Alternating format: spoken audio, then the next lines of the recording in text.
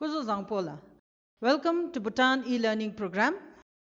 This is a biology lesson for Key Stage 5 of classes 11 and 12. I am Ugenwang Mutenzin of Motithang Higher Secondary School. Today, the lesson topic which we are going to discuss is on biodiversity and its conservation. Now, before we discuss more on our lesson, let us look into the lesson objectives. By the end of the lesson, you should be able to 1. Explain biodiversity, 2. Outline the conservation strategies of biodiversity, and 3. Describe Bhutan's biodiversity. Well, before we move into the main concept of our lesson today, let me ask you one very important question. Why is Bhutan recognized as an area of high biological diversity? Okay, while I get into the theoretical aspects of biodiversity, you can think about the question, and towards the end of the lesson, you might get the answer. Now, let us begin our lesson by trying to understand the definition of biodiversity. To define biodiversity or biological diversity, it refers to a variety of life forms expressed as the number of species or the number of genetic types in an area. An ecosystem which has greater biodiversity are more stable and healthier than the ecosystem with lesser biodiversity. Now, let me show you some pictures. When you look at the pictures, I want you to carefully observe and then try to analyze what do you actually see in these pictures. Let us look at picture number 1.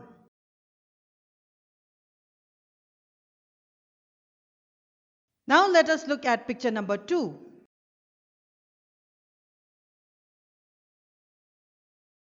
The third picture.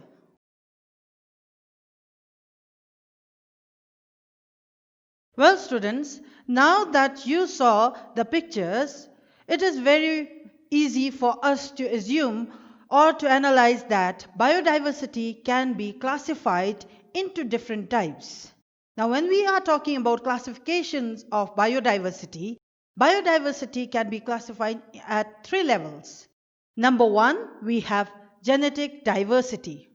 Number 2, we have species diversity. And number 3, we have ecosystem diversity. Now let us look at each one of this level.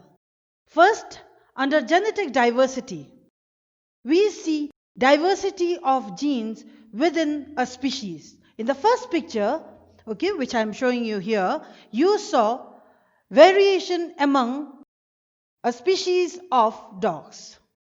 The scientific name is Canis lupus. You can see that the dogs may belong to same species, but there are variations in genes.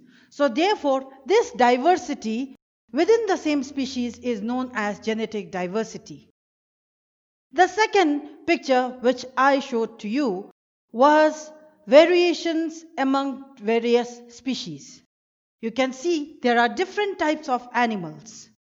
We are also a part of animal kingdom. We are different compared to all the animals that I show you in this picture. The third is ecosystem diversity. Now, when we are talking about ecosystem diversity, we are talking about the diversity of a habitat in a given unit area. Like if you look at the picture which I showed you earlier as well, you can see that it gives us a very clear image of a mountainous ecosystem. Now, in this mountainous ecosystem, you not only see the mountains which is covered by forest, but you can also see the rivers. Actually, it is aquatic ecosystem. You can also see the grassland. You can also see the meadows. So these are all examples of ecosystem diversity. Now, it is very important that we realize the biodiversity loss, the reasons for biodiversity loss. Mass extinction of over 5 billion species, that ever existed on the earth due to rapid environmental and climatic changes being introduced by human activities, particularly habitat destruction, leads to loss of biodiversity. Not only due to habitat destruction caused by human activities, but there are many other reasons. Like, for example, you can see impacts of unsustainable cropping practices leads to biodiversity loss. When we are talking about unsustainable cropping practices, we are talking about practices like monocropping. We are talking about activities where the forests are burned for agricultural purposes. We are talking about shifting cultivation. Not only that, overgrazing, grazing of wildlife as well as domestic animals for pasture extensively leads to loss of biodiversity. The third reason can be deforestation. When we clear the forest, there is loss to the lives of plants as well as animals. Then we also have other reasons like intensive farming, and we have use of chemical fertilizers, herbicides, weedicides in our agricultural field, which leads to loss of biodiversity. Biodiversity loss has impacts on human health in a number of ways, and the fact that the rate of extinction of species has increased manifold, whereby many species are categorized as endangered. These concerns have led to the development of conservation of biodiversity.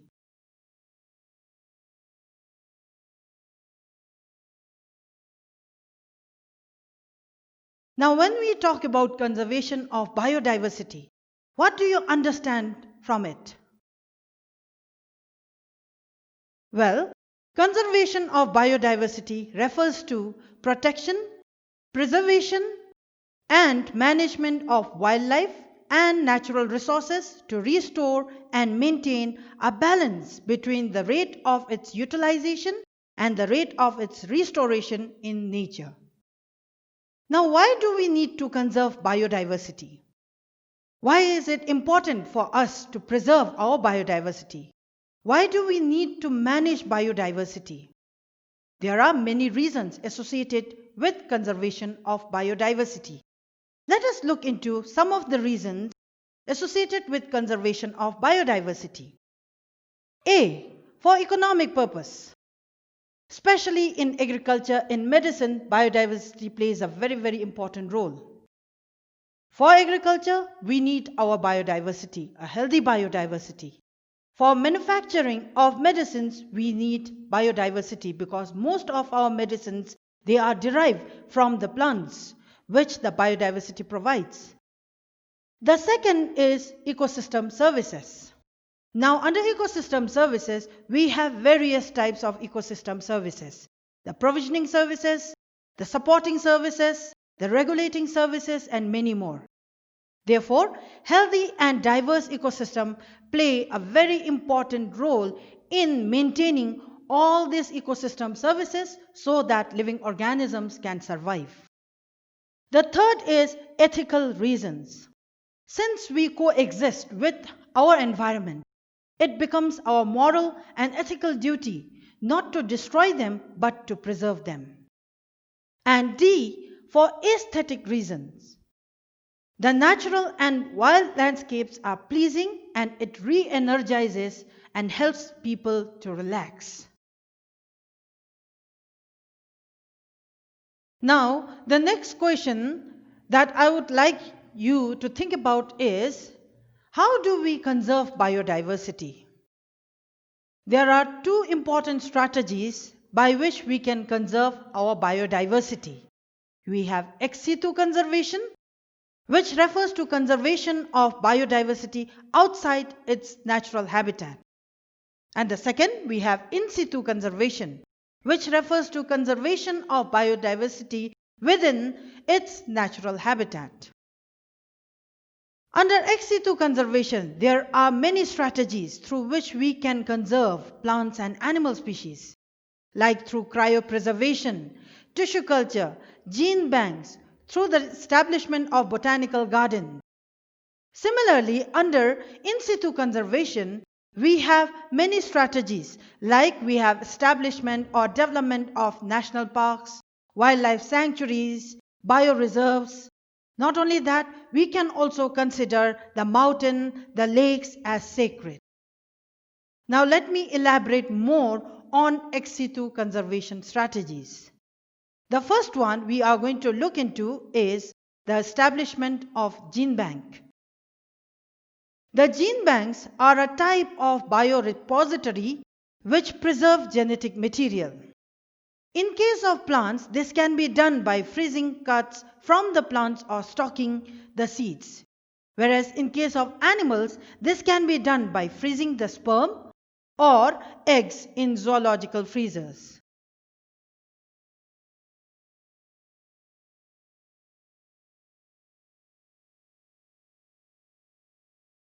In plants, it is possible to unfreeze the material and then propagate it. However, in case of animals, a living female is required for artificial insemination as it is difficult to utilize frozen animal sperms and eggs.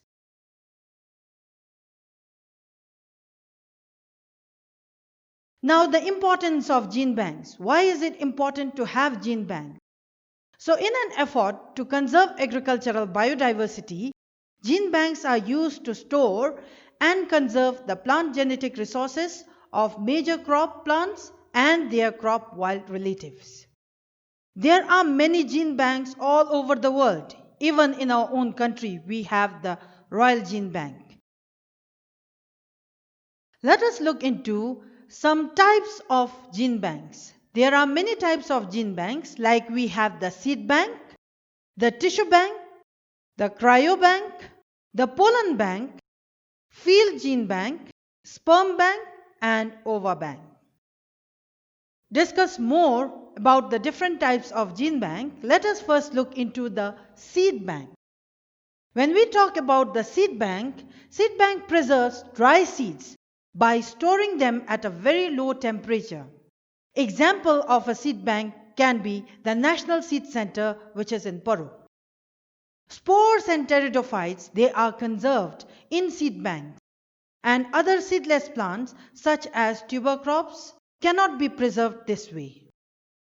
Now the second we have is the tissue bank. In this technique, the buds, protocombs and meristematic cells are conserved through particular light and temperature arrangement in a nutrient media. This is used to preserve seedless plants and plants which reproduce asexually. The third we have cryobank. It is a technique whereby a seed or an embryo is preserved at a very low temperature. When we are talking about temperature, we are talking at minus 196 degrees Celsius, and it is preserved in liquid nitrogen. This is helpful for the conservation of species that is facing extinction. Next, we have the pollen bank. This is a method in which the pollen grains are stored. We can make plants which are facing extinction in the present world using this technique. By this technique, we can make plants with one set of chromosomes. The next we have is the field gene bank. Here, we can cultivate plants for the conservation of their genes. We construct ecosystem artificially. Then we compare the differences among plants of different species in detail. Here, the field gene bank requires more land, adequate soil, weather, etc. Germplasm of important crops are conserved through this method. The sperm bank, it is a semen bank which is a facility or enterprise that collects and stores human sperm for use by women who for whatever reason need donor provided sperm to achieve pregnancy. Sperm donated by the sperm donor is known as donor sperm.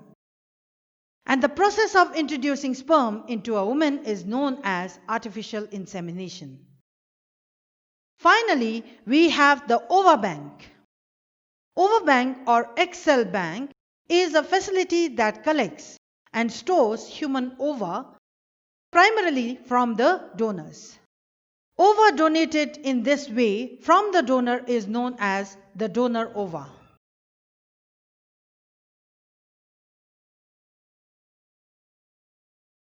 The purpose of gene bank is for maintaining crop diversity. Usually this diversity is in the form of seeds and are stored and conserved in a frozen state. Conservation of genes of plants and animals to prevent them from getting extinct can be another purpose of establishing gene bank. Now in the beginning of the lesson, I asked you one important question, that is, why is Bhutan recognized as an area of high biological diversity? Now I hope that while I explained to you about biodiversity and its conservation, you must have got the answer to the question. Well, just to supplement the answer you must have guessed, Bhutan contains 23 important bird areas. There are many ecoregions, a number of important plant areas. We have wetlands, including 3 Ramsar sites. There are diverse forms of ecosystem and ecofloristic zones in our country. Therefore, we have a wide array of flora and fauna. Therefore, just to look at the question, we can say that Bhutan has high biological diversity. Now, let us discuss about the biodiversity in Bhutan. As I mentioned earlier about the ecoregions, we have to understand that Bhutan has 6 major agroecological zones. What are they? Okay, we have the alpine zone, we have the cool temperate zone, we have the warm temperate zone, we have the dry subtropical zone, the humid subtropical zone, and the wet subtropical zone. And in these ecological zone, we see variety of plants and animal species. There are 5,603 flowers identified in our country. There are 200 mammals. There are about 23 reptiles and amphibians. There are about 900 butterflies, and there are over 700 birds identified in our own country. Bhutan's rich biodiversity is, however, under threat from various activities. What can be those activities? Let us look into these pictures and try to get the answer. Okay, so you can see that land use conversion can also lead to loss of biodiversity in Bhutan. Not only in Bhutan, but all over the world. Land use conversion can lead to loss of biodiversity. Overexploitation, that is through mining activities, through overharvesting of various important species, like we have the Ophiocordyceps sinensis, which can lead to the loss of biodiversity. Not only that, we have industrialization. Next, we have forest fire. We have infrastructure development, that is clearing of the forest and then construction of roads, through construction of buildings, through the construction of dams, and many more. We also have unsustainable cropping practices. When we are talking about unsustainable cropping practices, we are talking about the modern agriculture, where many harmful chemical fertilizers are used. Not only the chemical fertilizers, but we are also cultivating high yielding crops extensively in our fields. Pollution, which leads to climate change, can also be another reason for the threat to biodiversity. Now, how does our country conserve biodiversity? Well, to talk about ex situ conservation in our own country, you must know that the country's first gene bank was established in the year 2005. The Royal Bhutan Gene Bank was established for conservation and utilization of plants and animal genetic resources. Not only that, we also have the National Herbarium with 17,000 specimens of flora as a record. Then we have the Royal Botanical Garden that was established on 58 acres of land in Thimphu so that we can conserve our biodiversity. Not only that, according to the constitution of our kingdom, it mandates that 60% of the land must remain under forest cover for all times to come. The National Gene Bank conserves plant genetic resources for food and agriculture. 2,714 accessions of native cereals, legumes, oil seeds, vegetables, and crop wild relatives are also conserved. 11,000 doses of semen from local cattle, pigs, poultry, and sheep breeds for research and long term use are also preserved in various gene banks.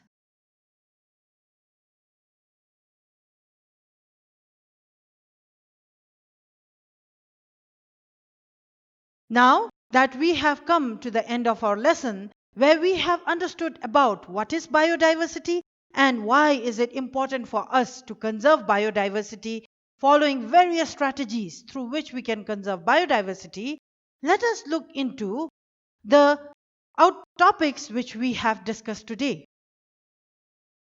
Finally, let us end our lesson with few questions which I would like you to explore. The first question is, what makes Bhutan hotspot for diverse flora and fauna? The second question, why do you think gene bank is important?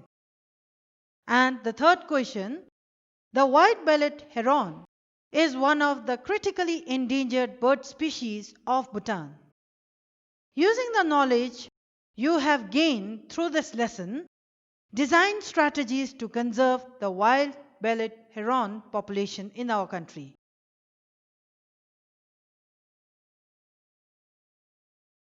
Thank you. I'll see you in my next lesson. Be home and stay safe.